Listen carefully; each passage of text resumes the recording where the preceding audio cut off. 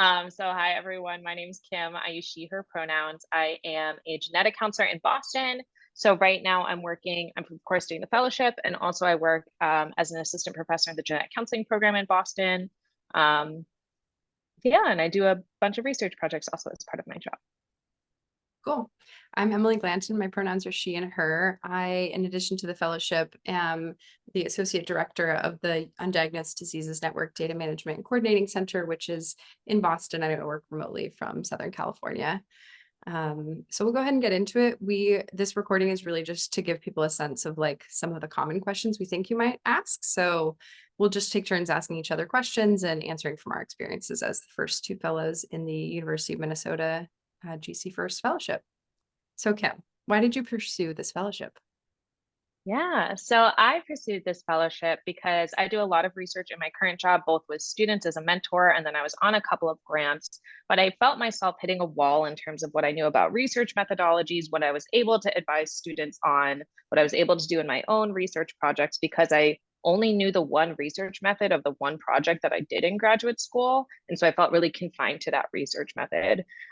So at some point, I was toying around with whether or not I should do a PhD related to health research. And then I found this fellowship, which I thought would be a really wonderful way to become a better mentor, to be able to review papers more thoughtfully, to be able to write papers more thoughtfully, maybe lead some of my own smaller projects. And that's kind of how I fell into it. So how about you, Emily?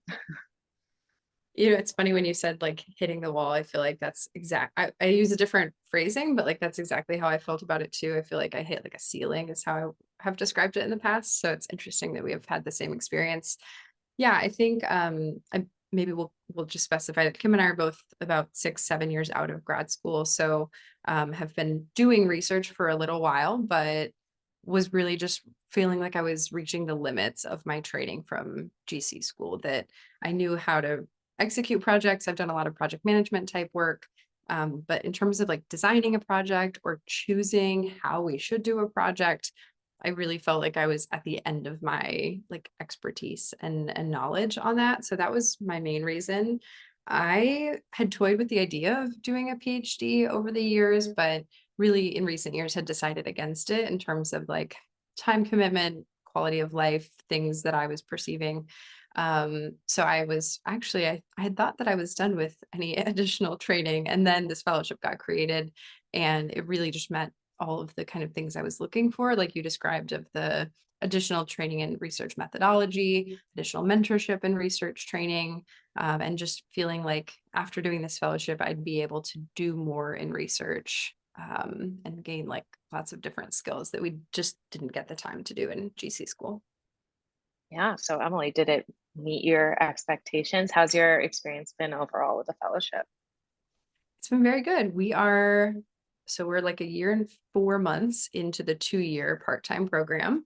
And I think, yeah, overall, my expectations were that I would feel more confident and like familiar with a lot of different types of research, but also feel more confident and experienced in like maybe a certain type of methodology based on doing a project. So I think that I've gotten both of those things. I also think that I have really built like a research network of collaborators and experts that we've gotten to know through the modules and through the trainings and things like that, that maybe was not exactly something I was, I don't think I knew how like in depth those relationships and connections would be. So that's been great. And then maybe I'll describe here that, so I'm doing this fellowship in addition to my full-time job as like a point 4 FTE. And so that was something that when we were deciding on negotiating the fellowship terms, um, I really just didn't want to go down to part-time in my full-time role because I was excited about all the work that I was doing and interested in continuing it. So that has been fine, really. Like it has worked out well to do it on top of a full-time job. I think it's very possible. I know Kim and I have had different experiences in that. But yeah, I'll let you tell me about your experience overall. Yeah, so I think overall, I definitely want to echo the mentorship. We've gotten really extremely personalized mentorship.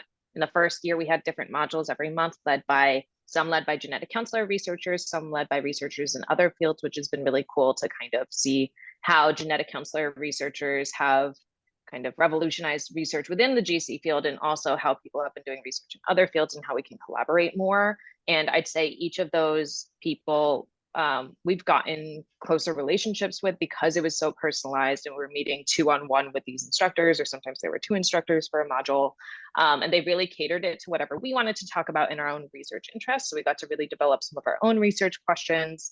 Like I know in my qualitative module, I developed a whole grant proposal because that's what I was working on at the time. And so those module instructors were really receptive to that and really helped with that. I think that the personalization is key. I think it's really helped that both Emily and I have come in with some very specific research interests that we wanted to dig deeper into, because that's really helped figure out how to cater it to our needs versus coming in with a broad research interest. I think it would be a little bit more tricky. I think it really has been a benefit that we came in with our own things that we were interested in working on and maybe didn't have the methods quite right. And we've really got to dip our toes into a lot of different methodologies. So at least we can like critique papers a lot more thoughtfully. Maybe we can't implement all these different methodologies, right? Like that's really unrealistic for a 2-year timeline, but we definitely have gotten deeper knowledge and have gotten to do different types of research. For the fellowship, they expect you to do at least 2 research projects. One's a systematic or scoping review. One is more an original research project. Because Emily has less FTE dedicated to her role than I do, I'm doing like an original research project that I had to submit an IRB for, et cetera. And Emily is working with a data set of an ongoing research project. So there are different ways that you can kind of navigate that original research project depending on your interests and kind of how much FTE you have. I have 0.6, I think I just said that. And I have it built into my current job. So to Emily's point, I work in an academic institution. And so basically my institution treated it like grant funding. It is grant funding, but so a 2-year grant, essentially that is 60% of my current job. So I stepped away from clinic to do this role. I understand that's not super feasible for a lot of people. And I actually would recommend more going the route that Emily has gone and doing it on top of your job. I think it's definitely feasible, depending on your employer. It might be really hard with a full-time clinical schedule. It would be something that you'd have to negotiate because you are expected to have meetings during the day, but a lot of it is done asynchronously too. But it's worked out for me, but I wouldn't necessarily encourage people to take it on the way I have, like as part of my job, just because we have hit a lot of kind of roadblocks that we've managed to get through. And it also leads to a little bit of job uncertainty post-fellowship, which again worked out for me, but it would have to be a very specific situation to work out for someone else. And so, Emily, what skills do you feel like you are getting out of the fellowship? Yeah, I mean, I think we've touched on this like a little bit, but one of the biggest things definitely is just like feeling more familiar with different methodologies. I think particularly in terms of critiquing research. I think having gone through GC school and practiced for a few years in both like a research project management, but also a clinical role, I feel like I would read a research paper and like just sort of have to take the limitations at face value, or the conclusions rather at face value. And I had this feeling that I didn't know what I didn't know. Where like I would read a paper and be like, I don't know that they're able to draw those conclusions necessarily, but I also don't have any like way to verbalize that or describe what feels missing or like what should have been done for them to be able to draw that conclusion. So I think that honestly has been, so far at least, because we haven't like left the fellowship and done new things yet. I think that has been a really noticeable difference. So for example, like attending talks at NSGC, just being able to critique more thoughtfully, or reading papers or doing peer reviews for papers. I had not really done peer reviews of research too much before I started the fellowship, and that is part of the fellowship training, that they teach you how to do that with mentorship. So I feel like definitely feel more knowledgeable and able to do that. I also think that the design of a research study and thinking about, okay, here's my research question, how can I answer this question, is something that, I mean, I think that that's a skill that you continue to learn over time in a role in research, but is something that I definitely didn't have as much of, and like talked about that a little bit with being a desire to do this fellowship, didn't have as much of that knowledge and confidence that I do now to be able to say, okay, well, if we want to answer this question, here is the like design of the study that we should do, here are the statistical approaches we should do. Obviously, for your research in the real world, you are going to collaborate with a statistician, you are going to maybe connect with a methodologist, but just having more ability to say, I think that we can do this research study this way, probably is the biggest thing that I've gotten out of it so far. What about you? Yeah, I mean, I definitely agree with you. I think that it's been being able to critique research better, to be able to understand how to develop a research question and the different methods available to us. We also have gotten mentoring skills through the fellowship. Like we're both working with different students at the University of Minnesota on their projects and get to talk to our own mentors about mentorship and like how to mentor students, for example, and how to work through that and what is constructive.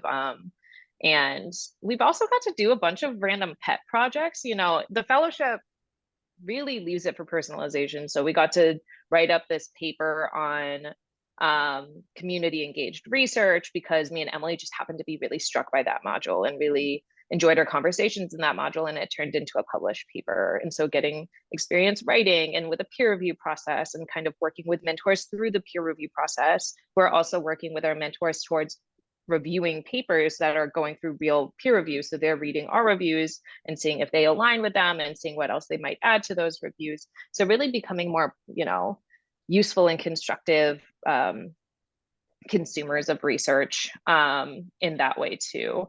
Um, yeah, I think that's it. Yeah, I mean, I think a lot of our answers are like overall the same. So beyond just saying, yes, agree. No, that's helpful. Agree. And how did you pick your project, Emily? Yeah, good question. So I have had a job change in the time that I've done the fellowship. And so when I first started, I was thinking of using like existing data or kind of ongoing collected or proposed collected data from a project I was working on in my regular role. Um, Ultimately decided not to do that for various reasons, but I think actually that was probably a good idea just to retain the job flexibility to change jobs if I wanted to. So that's one thought just to keep in mind. But I think the appeal was definitely there of, well, if I'm doing this full-time job and a fellowship in addition, being able to like double dip on the projects you're working on, for example, like I'm already in this project, so I have all the expertise on how the protocol works. And then using the data for the fellowship would be like very easy because I would be very familiar. The, kind of best scenario for analyzing the data is when you know the project deeply. But I think the way we ended up pivoting was to do a project on, like Kim mentioned, some existing data that's being collected for a different research protocol. It is a research project that Heather Zierhead is leading at the University of Minnesota called GC Pro. So doing some data analysis on, we're interested in like genetic counseling processes and outcomes and health communication, particularly around the genetic counseling visit and how much time is spent talking with patients. So yeah, really, I think like Kim mentioned, we did come in with these somewhat specific research interests, and I have been interested in genetic counseling processes and outcomes, and especially the way we communicate with our patients. So it really worked out like wonderfully that this project is running and was available for me to do some analyses on. And then for my scoping review, I'm just doing a similar topic. Tossed around a few different ideas, scoping reviews. You spend a lot of time kind of narrowing down your question. So we went through a few different rounds of what the question could possibly be, but it's on that topic of genetic counseling processes in a specific frame. So yeah, I think I at least am the kind of person that I'm interested in pretty much everything. So I could probably be persuaded to do a research project on a lot of different things. And so it works out well that if there's something that I'm even remotely interested in, I'm happy to go down that path. So these are the ones that we've picked for the fellowship. Tell me about yours. Yeah, so I came in also with a pretty specific research interest. Most of the research that I've done is related to LGBT healthcare and genetic counseling, more specifically transgender care. So something I really appreciated at the very beginning of our fellowship that I just remembered is that we developed our research agenda. So we made an overarching question like, what is our overarching research agenda for us as a genetic counseling researcher? And then we thought of different research projects, and they really helped us figure out what is the next research question within that larger research question to tackle. And so basically, we figured out for my project what the next research question based on my prior research would be, and it's all related to transgender healthcare within cancer genetics specifically, which I really appreciated because before the fellowship, I feel like I've been starting all these projects just like from an original, like from a research question, but I only knew one method. So I kept just jumping around research questions in a not logical order. And so it really helped me figure out what is the funnel for these research questions? What's the next logical one? And then where do I go from there? Like right now, my mentors have been helping me apply for grants to go the next step in the current research project, which I think has been really cool. I guess we should also say that while we work with all the mentors in the program, Heather Zierhut and Ian McFarlane are the two main ones who I think you'll hear about in the rest of this video. And we each have one main mentor. So Emily's is Heather, mine is Ian, which has been really cool to just be able to collaborate with these really knowledgeable researchers who have navigated a lot of different types of research projects within the field. That was kind of an aside, but the question was about the project. So that's how I picked my project. So I am doing a qualitative-based human-centered design study related to top surgery and transgender healthcare. And then for my scoping review, I'm also doing something related to LGBT care. There's some really cool librarians that we've been working with to figure out how to actually do a systematic or scoping review, because that's something I definitely wasn't exposed to in graduate school. And I think could also be something that would be really cool to bring to graduate programs as an option for research projects. So I think it's been a really fun way to kind of learn about different research methods too. I like it. As you were speaking, I was just thinking about how like that designing the research agenda feels like a very long time ago, and that we really have learned a lot since then. I think maybe we'll talk briefly about like the time commitment piece, just because I think that is something people ask about, but I know we've touched on it a little bit so far. Kim, for you, like work-life balance, workload, time commitment, what's it been like so far? So I think you can do a lot with this fellowship while you have the mentorship. So in some ways, I think you could take up a lot of time with it if you wanted to, or you could take up like the allotted time. And I think that Emily and I have both approached this in different ways, also because we're hired differently. Like it is technically 60% of my full-time job. And so I've really taken that liberally and been mentoring a lot of different students and have gone with maybe ambitious research projects. But I do think it's very manageable. Again, I think it's really based on your own organizational skills and making sure that you can keep kind of to task and not get too behind on projects, because at the end of the day, our mentors trust us to get the projects done while they will communicate with us. No one is micromanaging us, which I think is really wonderful. And it's really flexible. So you can do things on night hours if you want to. If you're working a full-time job at the same time, you can do it during the day. So I think it's mostly based on like someone's own time management, but I think within the allotted FTE, it's very manageable.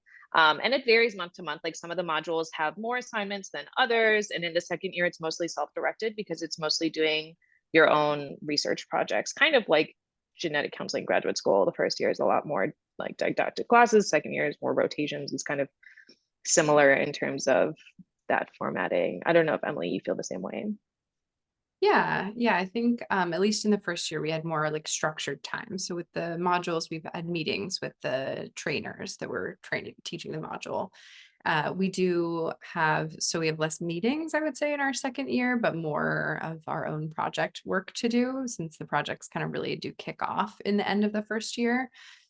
I think for me, and that was part of the conversation, since I was keeping my full-time job, but it's not a full-time clinical role, that I just had to make room within my schedule for the existing meetings that we have for the fellowship, and they're definitely scheduled around our availability. So I think scheduling was really relatively easy, especially if you have a job that's even remotely flexible in terms of hours. And then, yeah, overall, I think you get out of it what you put into it. So certain weeks or months that you have a lot going on fellowship wise or a lot going on work wise, there's, I think, a balance for sure. But yeah, the time commitment has not been bad. I kind of joked early on that I am doing this in addition to my full-time job and I haven't grown to regret it yet. And that is true. Like I do not regret doing this in addition to a full-time job.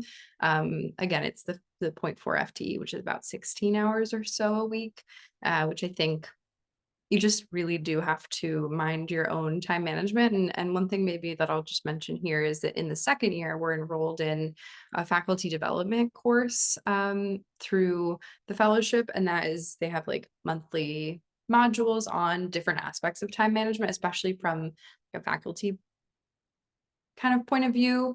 Even like I don't have a faculty type of role, and I still think it's helpful, even though I don't like live and die by the semester schedule. So that is a way that I think we get mentorship and training and experience from our mentors and our fellowship in how to manage your time on your own, since it is a very like self-directed time management situation. Yeah, the one other thing I remembered is some other expectations of the fellowship, which are really fun, is that you go to Minnesota once in the at least once in the first year. We both went for, I think it was a week in the first year, and we both came twice or coming twice in the second year. One was they got funding for us to give a talk. And then the second time is a specific fellowship week where me and Emily will both be there at the same time, which has been a lot of fun to meet all these folks in person, to go to Minnesota and Minneapolis. So that would be something that is expected of the person, is to be able to go for that week, at least in each of the 2 years, and also to go to NSGC. And the fellowship does fund going to NSGC, which I think, again, is a really wonderful professional opportunity. But yeah, that's something that I forgot was also part of the fellowship. Yes, yeah, that's a good point to add. All right. I think the last thing we wanted to talk about is maybe just some more practical considerations about negotiating this fellowship with employers, and maybe rather than giving our advice on it, what our experiences have been, because they were different and they will be different from the next year's fellows too. Do you want to go first? Yeah, I think I had a very specific situation where I didn't tell my employer that I was applying for the fellowship before, I got the fellowship. And then I was able to negotiate with my employer, basically leaving my clinical role and keeping my teaching role and my research roles that were already existing and adding the fellowship in. It worked. The timing just happened to work with the clinic and with how they were hiring for a new person. I don't think that would work for the reason why Emily's like, caveat, this isn't advice, is because both of our situations were very specific. And again, I will again say that it was kind of complicated to figure out how to get paid through the fellowship through my current job. For me, it felt very important because it was being added to my current FTE to make it a 1.0, that to maintain health insurance and to maintain all my benefits, that it be done through my university. I think for many people, perhaps it might work better as an addition to a job. But that's kind of how I negotiated it with my employer and added it to my job. So for other folks in academia, maybe that's something that is negotiable. Um, yeah. What about you, Emily? Yeah, yeah. So mine was different from that because I was, but similar in the sense that when I was going through the application process, I opted to wait until I had an offer to talk to my employer about it.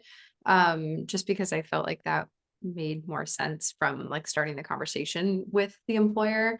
And because I was just doing it part-time in my mostly spare time with a pretty flexible schedule, so that, if I took a few hours during the week for the fellowship, I could, you know, work my schedule around so that that wasn't a problem in getting all my work done for my job.